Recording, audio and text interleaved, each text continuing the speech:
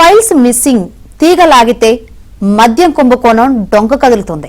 బెజవాడలో దొరికిన తీగ ఇప్పుడు హైదరాబాద్, ఆ తర్వాత బెంగళూరుకు దారితీసింది. వైసీపీ అధికారంలోకి వచ్చిన తర్వాత మద్యం షాపులను ప్రభుత్వమే నడిపి వ్యాపారాన్ని నిర్వహించిన వ్యవహారంలో పెద్ద ఎత్తున నిధులు దుర్వినియోగమయ్యాయని ఆరోపణలు వెల్లువెత్తాయి. ప్రతిపక్షాలు కూడా దీనిపై కేంద్రానికి ఫిర్యాదు చేశాయి. బెవరేజెస్ కార్పొరేషన్ మాజీ ఎండీ వాసుదేవరెడ్డి నివాసంపై జరిగిన దాడుల వ్యవహారంలో తాడేపల్లిలో డొంక కదిలింది. వాసుదేవరెడ్డి నివాసం నుంచి ఫైళ్లు గల్లంతయ్యాయని పోలీసులకు సమాచారం అందింది. ఇప్పుడు ఆ దిశగా పోలీసులు దర్యాప్తు ప్రారంభించారు.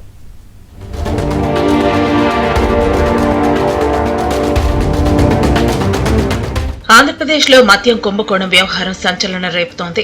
ఎన్టీఆర్ జిల్లా కంచికచర్ల మండలం మొగులూరు గ్రామానికి చెందిన గద్దె శివకృష్ణ ఇచ్చిన ఫిర్యాదుపై పోలీసులు కేసు నమోదు చేశారు. ఈ నెల 6వ తేదీన ప్రసాదంపాడులో ఒక వాహనం నిండా ప్రభుత్వ ఫైళ్లు, కంప్యూటర్లు తీసుకుని వెళుతున్నారని, ఇదేమిటని తాను ప్రశ్నిస్తే అక్కడి నుంచి ఆ వాహనం వెళ్లిపోయిందని, ఈ వాహనం ఎవరిదని ఆరా తీస్తే అది బెవరేజెస్ కార్పొరేషన్ మాజీ ఎండీ వాసుదేవరెడ్డిదని తేలిందని కూడా వివరించారు. దీనిపై దర్యాప్తు జరపాలని పోలీసులకు ఇచ్చిన ఫిర్యాదుతో సిఐడి కేసు నమోదైంది. ఈ ఎఫ్ఐఆర్ ఆధారంగా సిఐడి అధికారులు హైదరాబాద్లోని నానక్రామగూడలోని వాసుదేవరెడ్డి నివాసం ఉంటున్న విల్లాలో తనిఖీలు నిర్వహించారు. పలు కీలక ఫైళ్లను స్వాధీనం చేసుకున్నట్లు సమాచారం అందింది. అయితే వాసుదేవరెడ్డి తాడేపల్లిలోని ఒక విల్లాలో ఉంటున్నారు. ఆయన బెవరేజెస్ కార్పొరేషన్ ఎండీగా పనిచేసిన సమయంలో ఆ విల్లాలోనే ఉండేవారు. ఎగ్జిట్ పోల్ ఫలితాలు వచ్చిన రోజు నుంచి 3 రోజుల పాటు వరుసగా ప్రతిరోజు కార్లలో వందలాది ఫైళ్లు, కంప్యూటర్లు బయటకు తరలించారని విల్లా వాసులు కొంతమంది పోలీసులకు సమాచారం ఇచ్చినట్లు తెలిసింది. ఇదే విల్లాలో వైసీపీకి చెందిన మరికొంతమంది కీలక నేతలు కూడా ఉంటున్నారు.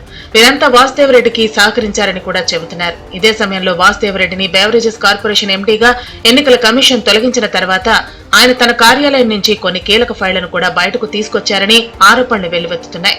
విల్లా నుంచి తరలించిన ఫైల్స్ ఏమిటో తెలుసుకునేందుకు ఫైల్స్ తరలించారా లేదా అనేది కూడా సీసీటీవీ ఫుటేజీ ద్వారా తెలుసుకోవాలని పోలీసు ఉన్నతాధికారుల దృష్టికి తీసుకువెళ్లారు.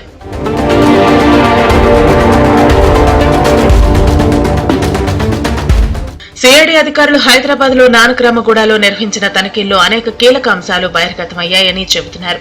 వాసుదేవరెడ్డి రైల్వేస్ నుంచి డిప్యుటేషన్ పై ఏపీ సర్వీసులోకి వచ్చి బెవరేజెస్ కార్పొరేషన్ ఎండీగా పదవీ బాధ్యతలు స్వీకరించారు. ఆయనకు తనకు నమ్మిన బంటులుగా ఉండేందుకు మరో 3 అధికారులను రైల్వేస్ నుంచి బెవరేజెస్ కార్పొరేషన్ కు తీసుకొచ్చారు.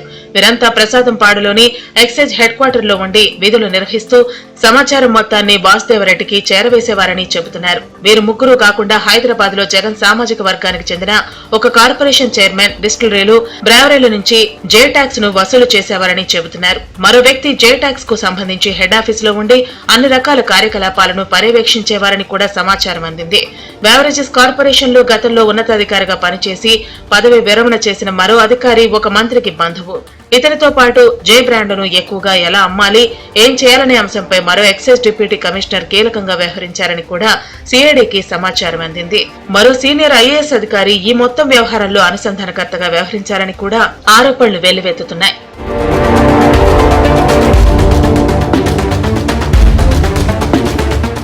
విల్లా నుంచి ఫైల్స్ ఎలా వెళ్లాయి, తాడేపల్లిలో మరెవరి దగ్గరికైనా ఈ ఫైల్స్ వెళ్లాయా, ఇవి ఎక్కడికి వెళ్లాయనే అంశంపై ప్రస్తుతం సిఐడి ఆరా తీస్తోంది.